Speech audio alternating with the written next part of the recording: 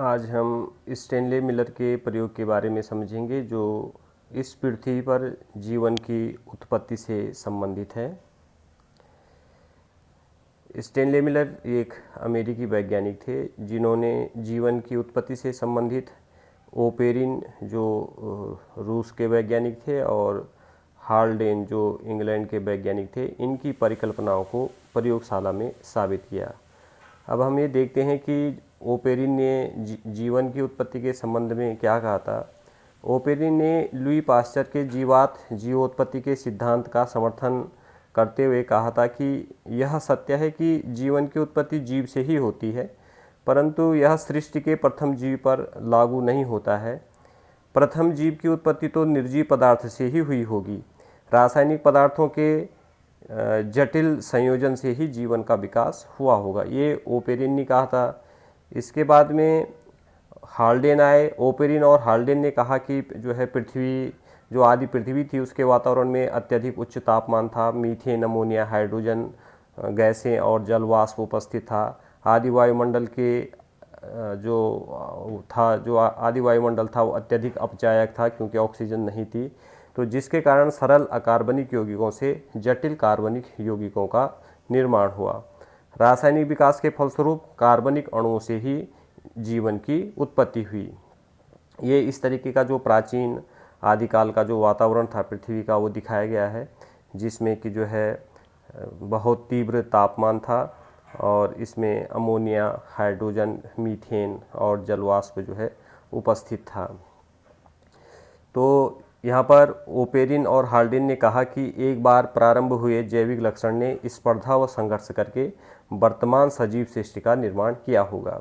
1929 में हाल्डेन जो इंग्लैंड के थे, इन्होंने ओपेरिन के विचारों को समर्थन देते हुए जीवन की उत्पत्ति के रासायनिक विकास को 8 चरणों में बांटकर समझाया था। लेकिन क्या था कि जो है ओपेरिन और जो हाल्डेन की जो परिकल्पनाएं थी, इन पर कोई जो है प्रयोग नहीं हुआ था। इनकी परिकल्पनाओं का कोई प्रायोगिक आधार नहीं था। 1853 में अमेरिकी वैज्ञानिक एस.एल. मिलर ने जीवन की उत्पत्ति से संबंधित ओपेरिन और हाल्डेन की परिकल्पनाओं को प्रयोगशाला में साबित करने के लिए एक ऐसा उपकरण तैयार किया जिसमें आदिकाल के वातावरण की दशाएं उपस्थित थी। मिलर ने क्या किया कि उन्होंने एक विद्युत विसर्जन उपकरण बनाया जिसमें 5 लीटर का एक बड़ा फ्लास्क लिया, जिसमें मीथेन, अमोनिया और हाइड्रोजन के गैसीय मिश्रण को 2:1:2 के अनुपात में लिया। इस फ्लास्क में टंगस्टन के इलेक्ट्रोडों द्वारा 60,000 वोल्ट का करंट उत्पन्न किया गया, जिसके द्वारा लगभग 800 डिग्री सेल्सियस का तापमान उत्पन्न किया गया। ये सभी चीज़ें आदिकाल के वातावरण में उपस्थित थी।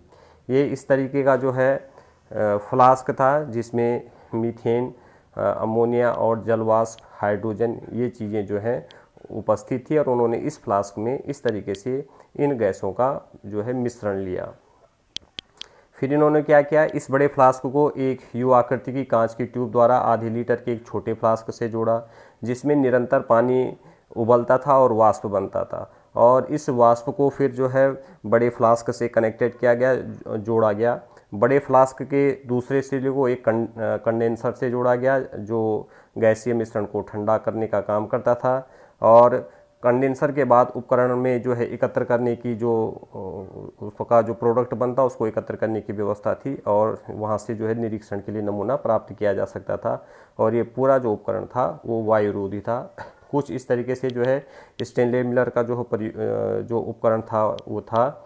ये आपका जो है 5 लीटर का बड़ा फ्लास्क था। यहाँ पर जो है ये छोटा जो है आधे लीटर का जो है ये फ्लास्क था, जो है ये वाला, जिसमें जो है जल के उबलने की व्यवस्था की गई थी। यहाँ पर जो है ये वैक्यूम करने के लिए निर्वात पंप था और यहाँ पर जो है ये कंडेंसर जो है लगाया गया था जो उसको जो गर्म मिश्रण है उसको ठंडा करने का काम करता था। और अंत में इस उत्पाद को यहाँ पर जो है प्राप्त किया जाता था। तो एक रेखीय डायग्राम है, रेखीय चित्र है स्टेनले मिलर का, कि जो है इस तरीके से उन्होंने इस उपकरण में आदिकाल के वातावरण की जो दशाएं वो उत्पन्न की। इसमें जब करंट प्रवाहित किया गया, विद्युत प्रवाहित की गई, तो 1 हफ्ते तक इस प्रयोग को जो है लगातार जो है चलाया गया। इसके बाद में 1 सप्ताह तक जब उपकरण को चलाया गया तो उसे एक लाल रंग का जो है गंधला तरल पदार्थ प्राप्त हुआ, जिसका विश्लेषण करने पर ज्ञात हुआ कि इसमें ग्लाइसिन, एलेनिन नामक अमीनो अम्ल और साथ में सरल शर्कराएं और कार्बनिक अम्ल उपस्थित था। तो जो है ये इसका प्रोडक्ट था कि इसमें अमीनो एसिड और कार्बनिक जो है अम्ल इस तरीके से जो है सरल शर्कराएं इसमें जो है प्राप्त हुई थी। तो ओपेरिन और हाल्डेन के अनुसार रासायनिक विकास की प्रक्रिया में अमीनो अम्ल पेप्टाइड बंधों के द्वारा आपस में जुड़कर पॉलीपेप्टाइड बंध बनाने में सफल हुए थे, जिन्होंने अन्य कार्बनिक अणुओं के साथ मिलकर जीवन को संभव बनाया, और यह मिलर के प्रयोग द्वारा सिद्ध हो गया। तो मिलर ने अपने प्रयोग में ओपेरिन और हाल्डेन के विचारों का समर्थन किया और यह सिद्ध किया कि इस पृथ्वी पर जीवन की उत्पत्ति रासायनिक विकास के फलस्वरूप हुई है। धन्यवाद।